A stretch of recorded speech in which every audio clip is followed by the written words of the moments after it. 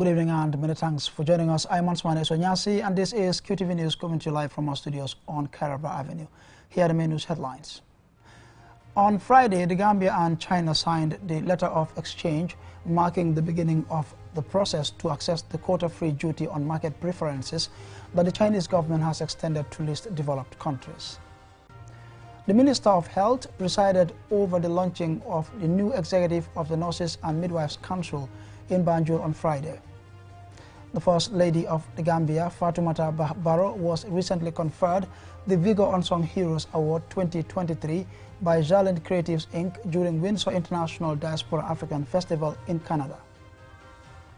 And the newly elected members of the Children's National Assembly will hold their first sitting on Saturday, 12th of August 2023. In international news, at least 41 migrants, including children, drowned off the Italian coast near Lampedusa in the Mediterranean Sea after their boat capsized. Stay tuned for more on these and other stories.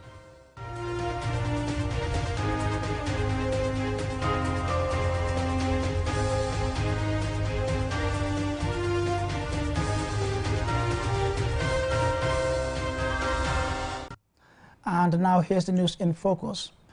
On Friday, the Gambia and China signed the letter of exchange marking the beginning of work on accessing the quota-free duty on market preferences that the Chinese government has extended to least developed countries, including the Gambia. Alicia witnessed the signing and Hina reports. Signed at the Minister's office in Banjul, the scheme grants zero tariff preference for 98% of the currently taxable products originating from the Gambia to China's market. Officials hope this will further cement the already existing strong bilateral ties between Banjul and Beijing. Quota-free refers to the limitless amount of particular goods that can be exported or imported.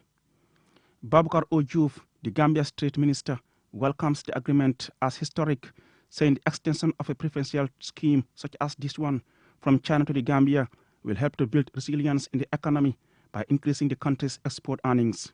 Furthermore, the duty-free, quota-free will help create jobs in this country because we only will be able to export meaningfully if we are focusing further on our value addition, our products, our productive base, to support job creations, particularly for women and youth. And that's very important, coming in the wake of a recent publication of the result of this labor force survey, which suggests or gives us, direction as to what aspects of our population are requiring employment and all this. So this is one step towards providing an answer to the questions that the labor force survey has revealed. Louis Jean, China's ambassador to the Gambia, said the zero tariff schemes will boost the trade between both countries as more of Gambia's high-quality products will be available in Chinese markets, and urged Gambian businesses to take advantage of the opportunity. This November, China will hold the International Import Expo. I'd like to stress that China is the only major economy in the world to hold the Import Expo. Yeah, I think it will be a good chance for the Gambia high-quality goods to be introduced to the Chinese market, and it's also a good chance for the Gambia's image to be promoted among Chinese peoples. According to the statistics from Chinese side, our bilateral trade volume last year is about $500 million.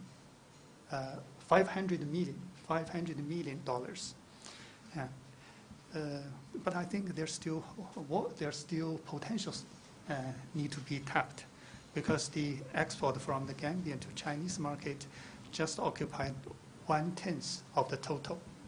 So I think our two sides should try our best to promote our bilateral trade. The decision to provide duty quota-free access for least developed countries was first taken at the World Trade Organization Hong Kong ministerial meeting in 2005. The decision requires all developed and developing country members in a position to do so to provide preferential market access for all products originating from all countries under this category. Reporting for QTV News, I am Aliou Cissé. Now, the Minister for Health presided over the launching of the new executive of the Nurses and Midwives Council on Friday at the Ministry of Health's premises in Banjul. The council is tasked with regulating nurses and midwives. Mamudu Gajaga reports.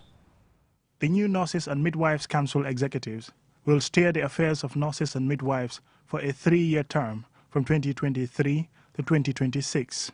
Their mandate includes advising the Minister of Health on the work of nurses and midwives and ensuring they are trained to meet quality standards, amongst other things. Mafuji Bojang is Registrar of the Nurses and Midwives Council, NMC. To advise the Honorable Minister on all matters related to nursing and midwifery, to maintain and improve standards of training of professionals and the conduct of professionals, to prescribe and regulate courses of instructions and training in educational establishments, to also prescribe to ensure that standards of training for nurses and midwives meet the community's requirement of the country, to keep and maintain a register of nurses and midwives in country. According to the NMC executives, they will ensure, among other things, that nurses get their national license after successfully completing their exams and are certified. Amar Manjang, Director of Nursing and Midwifery Services at the Ministry of Health, says nurses and midwives are caregivers who should be professional in their conduct. We all know medication administration is very, very important. In doing so, we might overdose or underdose patients or clients. So it is our responsibility as representatives of council to guide the young nurses around our regions or around our posting locations. The other one is health assessment. We all know health is very, very important. Not only important, but it's critical. So we must prevail on the young nurses within our regions of postings or in our different posting locations to help them to conduct health assessment of individuals, of communities, or within the healthcare facility itself. Dr. Ahmadul Amin Samate, the Minister of Health, says the new body is tasked with a huge responsibility and they should be ready to deal with critical situations. But it's a big responsibility. People entrusted with safeguarding the public, the interests of the public. It's a big responsibility, and we appeal to you to bring back the glory days of nursing in the Gambia. Everybody is yearning for that. Everybody is yearning for that. Nursing is and midwifery, these are very, very, very important professionals.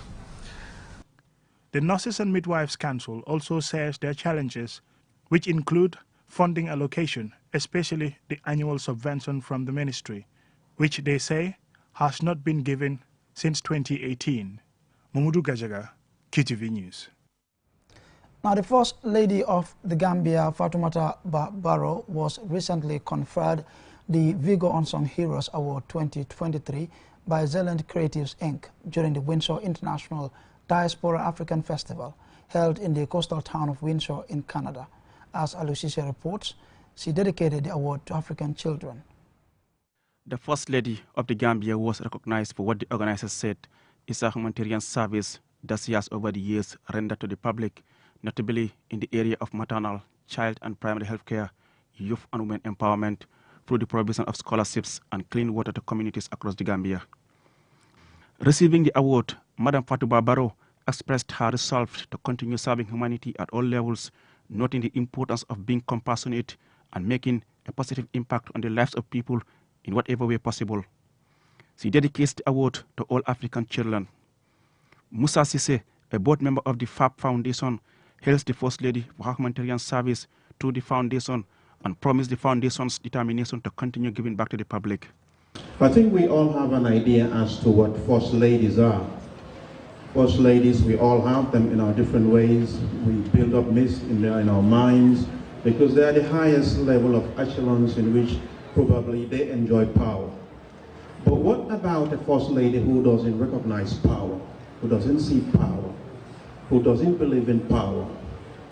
But what epitomizes our existence is that humility in using the most common phrase that we can all think of as representative people in my people. My people. That's the most simple phrase that I have learned and had been hearing from this lady sitting in front of me here. My people. She calls herself the VIP beggar. But who does he beg for? My people, her people. Because she doesn't need anything. She lives in the best of houses in the country. She opened the State House to the public, calling it, this is the people's home. I'm just passing by. During the trip, members of the First Lady's delegation also participated in the 2020 Windsor Diaspora International Festival. The Windsor International Diaspora African Festival seeks to bring Africa and people of African descent together through culture and street animation. The delegation also used the opportunity to explain FAB Foundation's health initiatives as well as the country's culture and opportunities for investment. Engagements were made with partners with a view to Ghana cooperation for the Foundation's projects of establishing a general hospital and an autism center in the Gambia. Vigo Awards International is a non-profit organization which awards and shows appreciation to heroic individuals who show little to no selfishness for themselves and dedicate themselves to others. It is an annual 2-day event where nominees, award winners, and presenters and friends meet to honor and give back to the finest people in the world. Reporting for QTV News, I am Aliou Cissé. Well, congratulations to the First Lady Fatoumata Barrow, and the report there by Aliou Cissé will lead us to the commercial break, but we'll be right back. Technology has always been at the forefront of our lives, and the way we use it has evolved drastically over the years. With the advent of 5G internet, we are entering a new era of technological innovation that promises to transform the way we live, work, and play. 5G internet is capable of providing data speeds up to 100 times faster than 4G, making it the ideal solution for streaming high-quality videos, playing online games, and downloading large files on the go. 5G internet is already transforming cities across the globe, powering smart cities, self-driving cars, and virtual reality experiences that were once thought impossible. 5G internet is also paving the way for Internet of Things, allowing for seamless connectivity between devices and the creation of a truly connected world. For the first time in the Gambia, QCell is bringing tomorrow's technology to you today with the launch of QCell 5G Internet. Get ready to experience the out-of-this-world wonders of QCell's 5G Internet. For more information, call 111. QCell. We innovate, others follow. Inco Home Choice. Home Choice. Bagage bu baax mooy def liggéey bu baax te wóor te soo ko jëndee dina la yóbbu ci diir bu yàgg te du gaaw a yàqu. Inco Home Choice ñoo leen indil bépp xeetu bagage yi jumtuwaay yi ngeen mun a jëfandikoo ci seeni métier yi.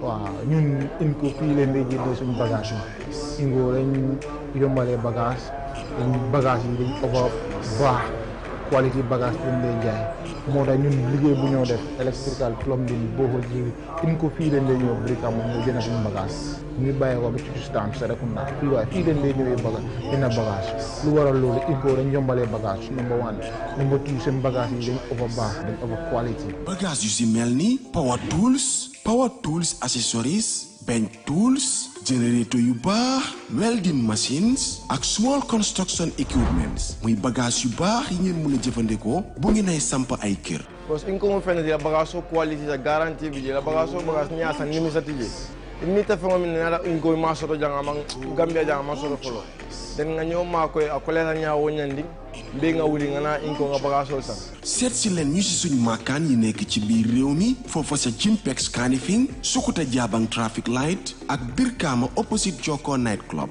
wala ngeen call ñu ci 532 5773 wala 341 7619 wala 739 8863 wala 303 9300 wala nga email ñu incogambia@gmail.com. ak Inco Home Choice jafe-jafe ci wàllu bagage yi ngeen di jëfandikoo ci seen métier yi jeex na.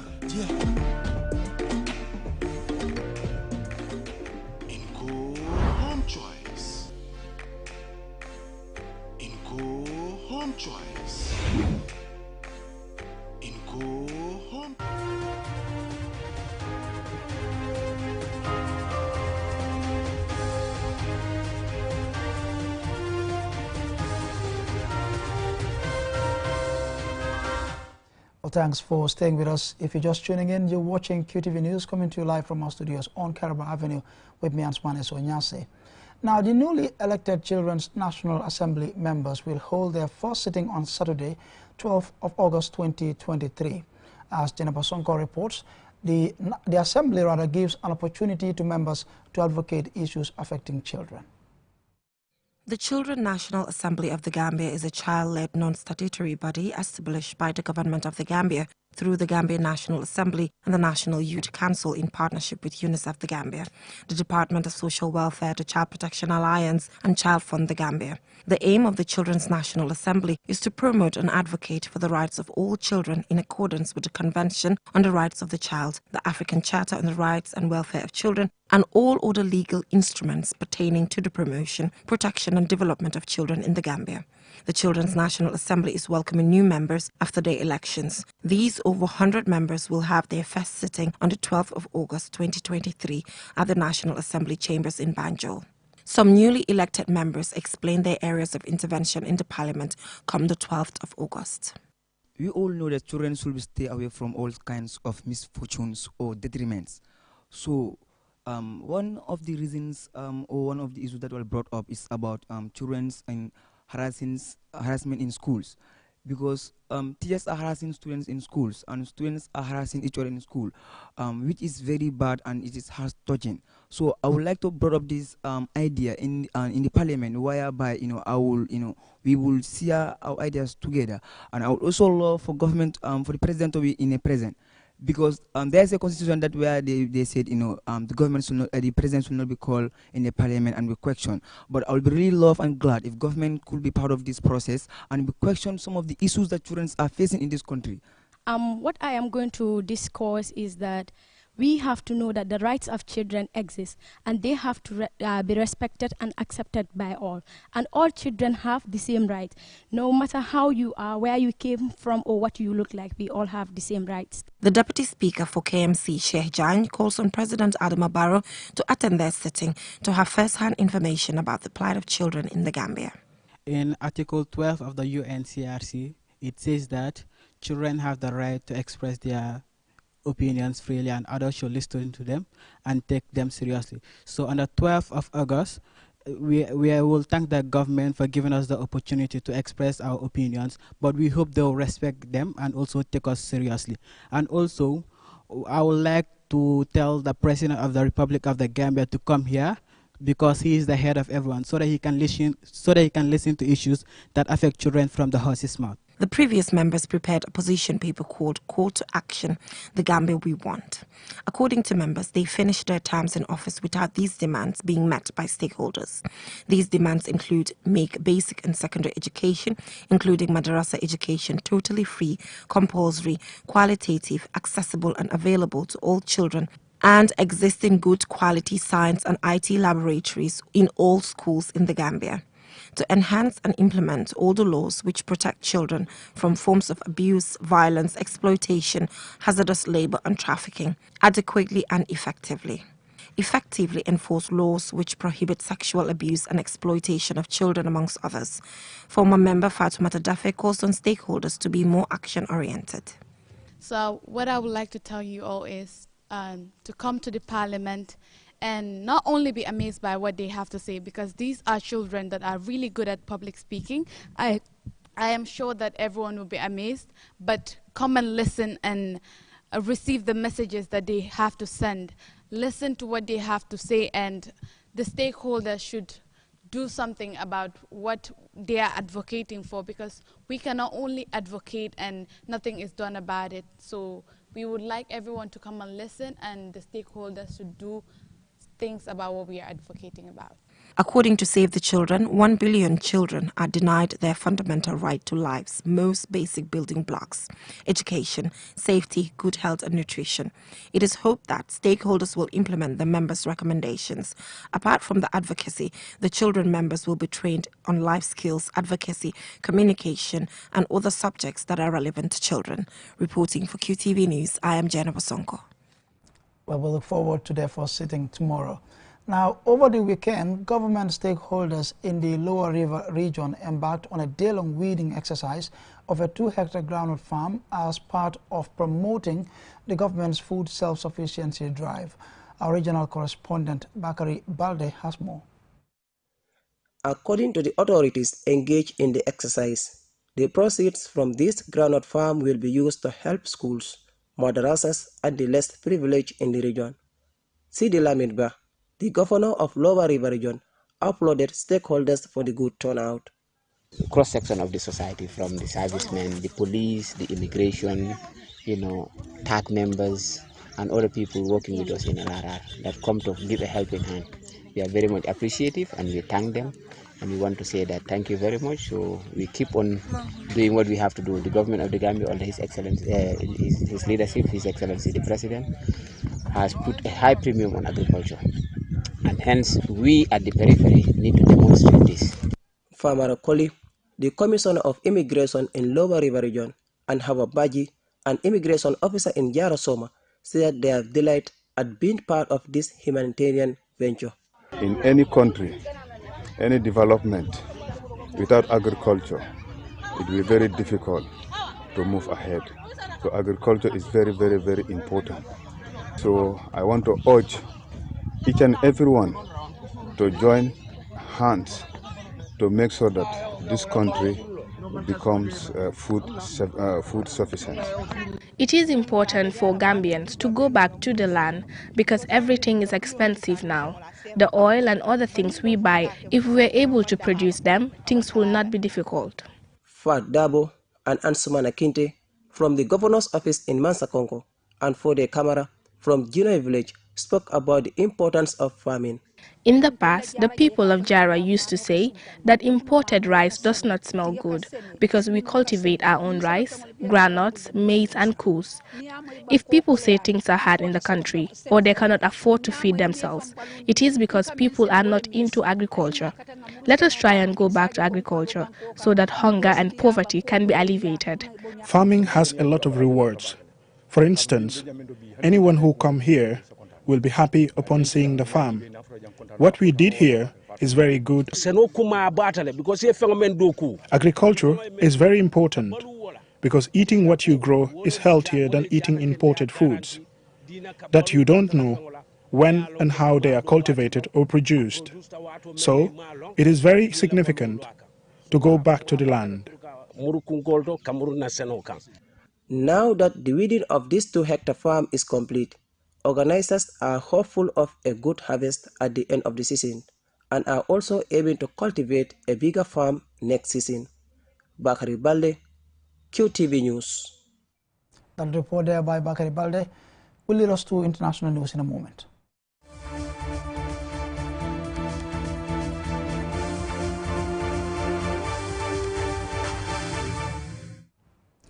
And in international news, we take a look at some sad news. At least 41 migrants, including children, drowned off the Italian coast near Lampedusa in the Mediterranean Sea after their boat capsized. Yulanjai has more. Italian media cited survivors who said the vessel had set sail from the Tunisian city of Fax to Italy. 4 survivors were rescued by a Maltese cargo ship and taken to Lampedusa by the Italian Coast Guard and were reportedly in a state of shock, according to authorities. The survivors, 3 men and a woman from Ivory Coast and Guinea, said that 45 people had been on board, including 3 children. Only 15 people had been wearing safety vests, but they also drowned, the survivors said. The vessel reportedly set off last Thursday and traveled for around 6 hours before it was capsized by a large wave. According to Italian authorities, more than 90,000 people have reached Italian shores this year after crossing the Mediterranean Sea, an increase of more than double in comparison to the same period last year. According to the IOM's Missing Migrants Project, there are already more than 1,800 people dead and missing along the route this year, which still ranks among the most active and the most dangerous globally, with more than 75% of the victims in the Mediterranean Sea over the past 10 years. In the Gambia, the Standard newspaper reported on Wednesday that at least 5 Gambians are reported to have died in Agadez, Niger, due to lack of food, water, and extreme wind conditions. The 5 were among several Gambians who were set out of Tunisia to the Algerian border and later to Niger. In early July, Human Rights Watch accused Tunisia of expelling hundreds of sub-Saharan Africans to a desert area near the Libyan border following violence against migrants in the city of Fax. The Gambia government responded to the development with the immediate repatriation of 85 of its citizens from Tunisia and Libya. The Standard newspaper says they contacted the Ministry of Foreign Affairs, where the Director of Diaspora Affairs, Musa Kamara, said they are aware of the case of the Gambian migrants in Niger, and discussions have started with the IOM to facilitate their repatriation. For QTV News, I am Julden Jai. And that report there by Julden Jai brings an end to this bulletin. Thanks for watching, and do join us tomorrow same time.